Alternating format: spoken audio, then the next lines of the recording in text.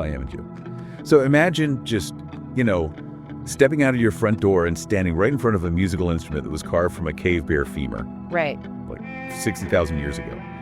And then you grab lunch surrounded by these pristine, UNESCO-recognized architectural masterpieces that literally look like they were plucked from some classical utopia. Yeah, it's a completely wild contrast. It is. And to cap off the day, you spend your evening in this gritty, neon-drenched art squat covered in graffiti and scrap metal sculptures. Which sounds like a total fever dream. Exactly. But that isn't some hypothetical time travel scenario. That is just a regular Tuesday in Ljubljana, the capital of Slovenia. We have a massive stack of sources for our deep dive today, ranging from architectural deep reads and culinary guides to these really fascinating analyses of underground art movements. It's a really diverse stack of materials. Yeah, and our mission here is to just cut through all the standard travel brochure fluff. We want to decode how a city actually manages to hold these extreme, almost violent cultural contrasts together without, tearing itself apart. It's a fascinating sociological puzzle, honestly, because most cities, they tend to lean entirely into just one identity. Right. They either become these meticulously preserved historical museums or they bulldoze all their past to become hypermodern hubs. But looking at the sources we've compiled, Ljubljana just refuses to choose. They want it all. Yeah, it operates on this completely different urban logic where the ancient, the classical, and the punk rock elements, they don't just coexist side by side. They actively rely on each other to survive. Well, I want to start by looking at the physical layout of the city, because reading through the architectural guides, it became immediately obvious that the physical space here totally dictates the culture. Oh, absolutely. You just can't understand the pulse of this city without understanding how deliberately it was designed to basically force people to interact. Yeah. And that brings us straight to the central market, and more specifically to the architect George Plečnik. Yes, Plečnik is entirely foundational to this conversation. You often hear him compared to what Antoni Gaudi is to Barcelona. I saw that comparison a lot, yeah. Right, but even that comparison falls short of explaining his actual mechanism, because Gaudi created these brilliant, isolated monuments, right? Plečnik, on the other hand, he engineered the social flow of an entire capital. The way the sources describe his work, it really seems to me that Plečnik approached urban planning less like a traditional architect and more like a behavioral psychologist. Or a movie director, really. Exactly. Yeah. He wasn't just constructing buildings, he was building this massive behavioral funnel. The colonnade of the market, for instance. It isn't just a place to keep the rain off the vegetable stall. No, not at all. It naturally follows the curve of the Ljubljana River, creating this undeniable pathway that literally forces foot traffic into a shared communal space.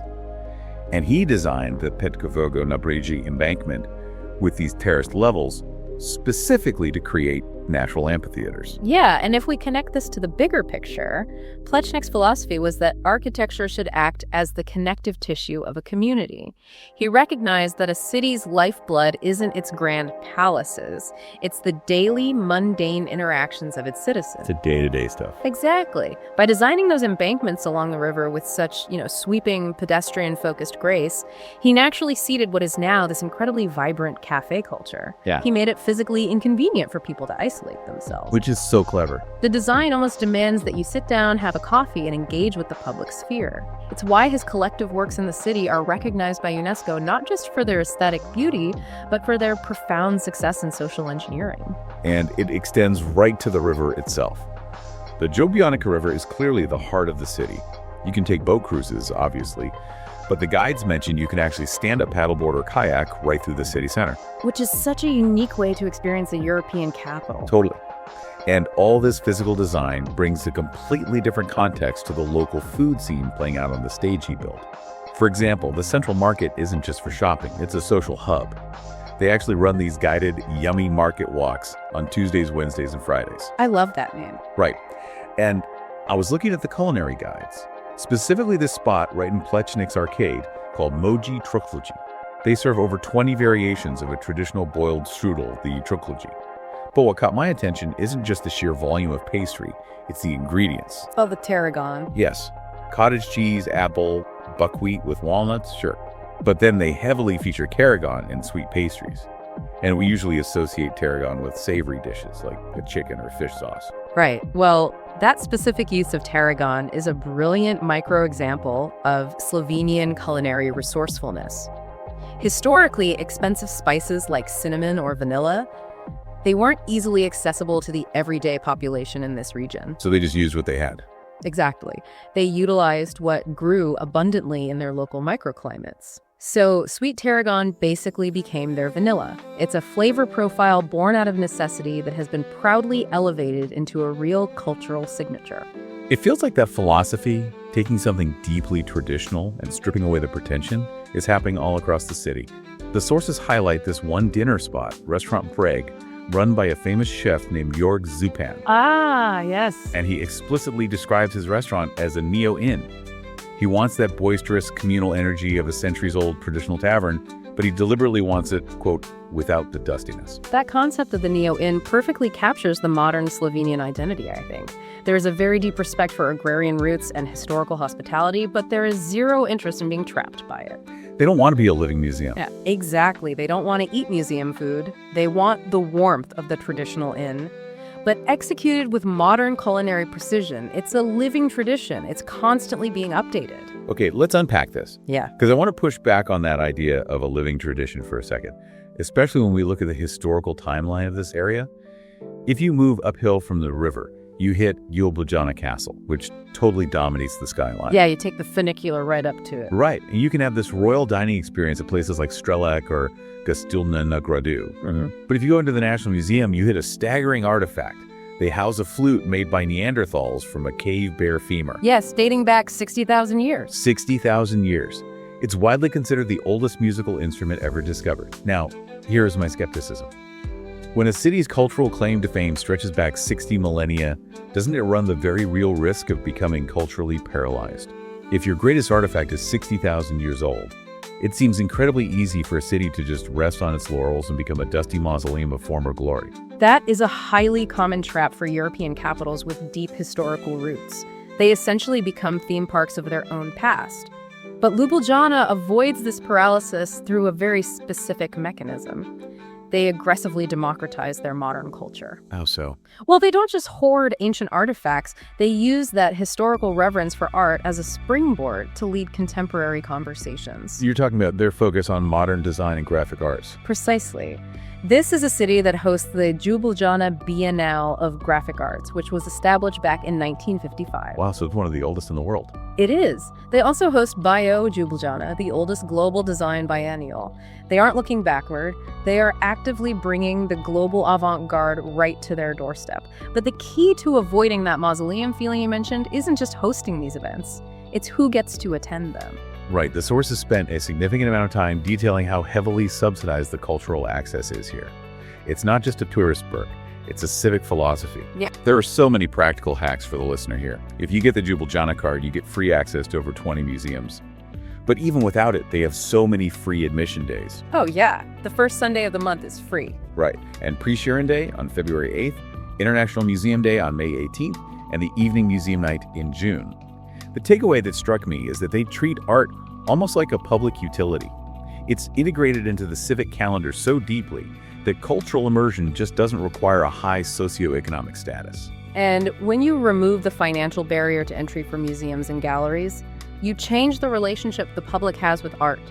It ceases to be something reserved for the elite, guarded behind velvet ropes. It becomes a conversation everyone is part of. Exactly. It becomes part of the everyday civic dialogue. And when you empower a population by telling them that art belongs to them, you really shouldn't be surprised when they decide to start making it themselves, on their own terms, completely outside of the sanctioned institutions. Here's where it gets really interesting. Because if culture is a public utility, and the public decides to seize it, you get Metalkova. And I have to be honest, reading the descriptions and looking at the photographs of Metalkova Mesto, it looks incredibly abrasive. It's a huge contrast. It really is. You walk out of the pristine classical colonnades of the downtown area, and it's like flipping the channel from a classic black and white film straight into a gritty cyberpunk movie.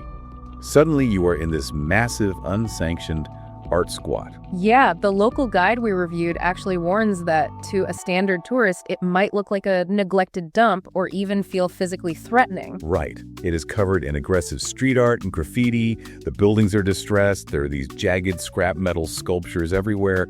It really does look like a set piece from a dystopian film. It absolutely does, but you have to realize that visual aggression is highly intentional. It is the aesthetic of absolute autonomy. To understand Metalkova, you really have to understand what those buildings used to be. They were military barracks, right? Yes.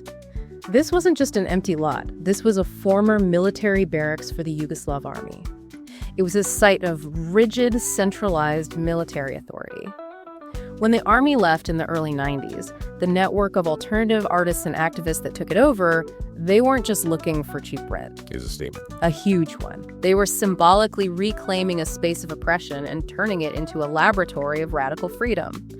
Despite how it looks, it's actually a deeply safe, welcoming hub for artists and political action.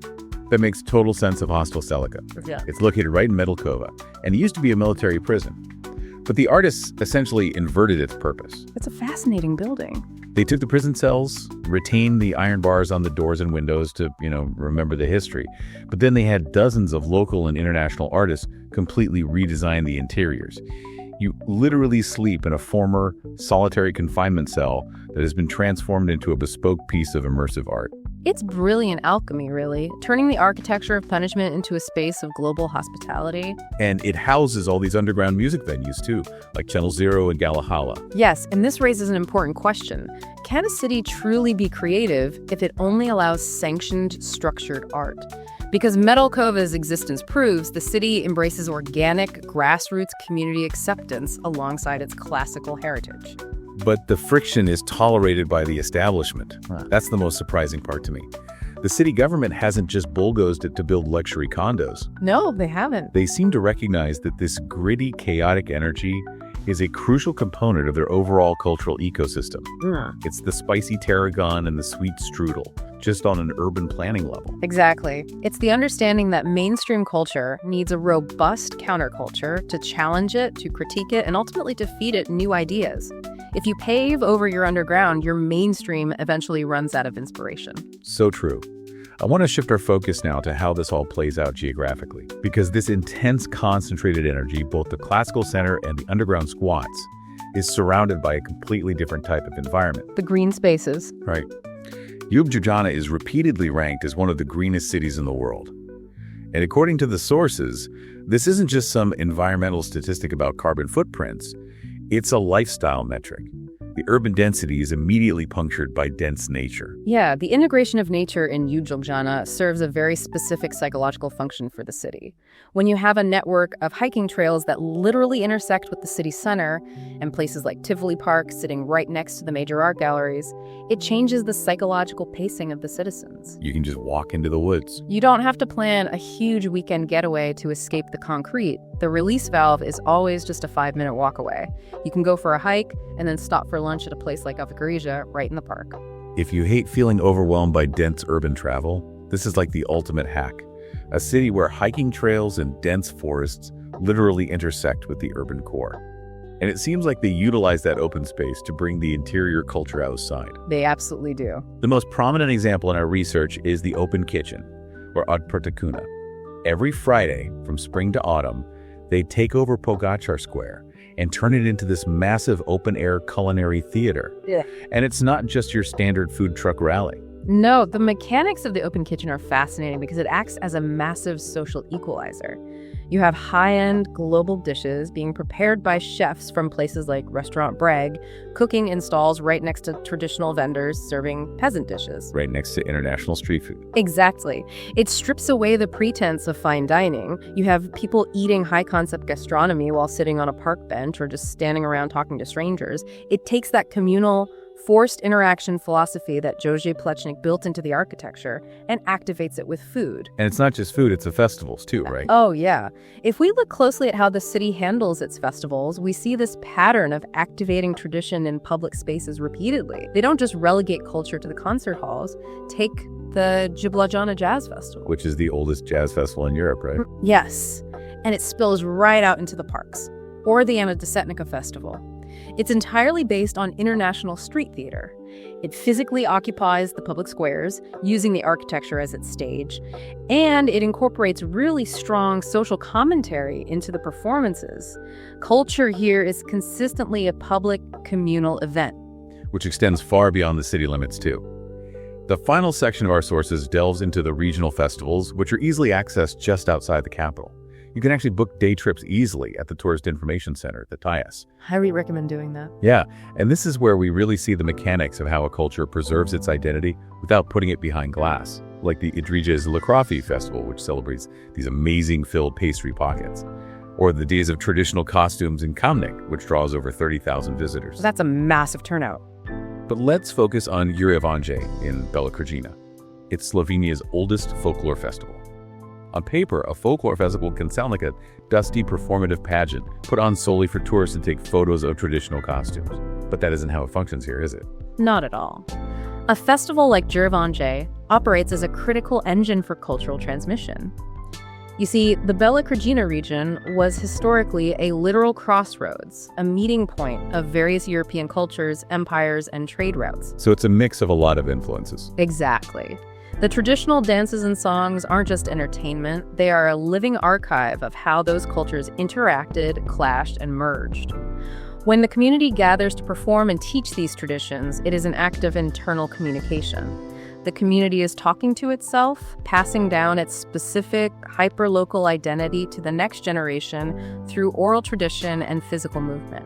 So these aren't just tourist traps. No, they are vital, living mechanisms. The thousands of people showing up for these regional events, they aren't acting out a play. They are actively exercising their culture. It's like a muscle. Well, if they don't use it, it atrophies. Precisely. By gathering, eating the hyperlocal food, playing the music, they ensure their identity remains an action, a verb, rather than just an artifact on a shelf. And that really brings us full circle to the core thesis of this city. Whether it's eating shutrupshi under Plečnik's colonnades, or unbridled autonomy in the neon grid of Metelkova, or dancing at European jazz festivals, the underlying mechanism is exactly the same. Culture requires active, physical participation. It requires friction. It requires gathering, and it requires living people to breathe life into it every single day. We started our deep dive trying to understand the pulse of a place where you can look at a 60,000-year-old Neanderthal flute in the morning and wander through a cyberpunk art squat at night. And what we've discovered is that these aren't contradictions at all. No, they are essential counterweights. The deep reverence for the past provides the foundation, and the radical, gritty embrace of the new prevents that foundation from turning into a tomb. It is a delicate, highly successful ecosystem. But I do want to leave you with a final thought to explore on your own, something that builds on everything we've discussed today. Go for it. Consider that 60,000-year-old Neanderthal flute sitting in the museum alongside the modern Friday night open kitchen or the aggressive graffiti of Metelkova. It asks a really profound question about humanity. Does true culture come from preserving the past under glass or by letting it live, breathe, and evolve right on the streets? That is such a profound way to look at it. Does it belong behind velvet ropes or out in the square with the people? Thank you for joining us on this deep dive into Ljubljana.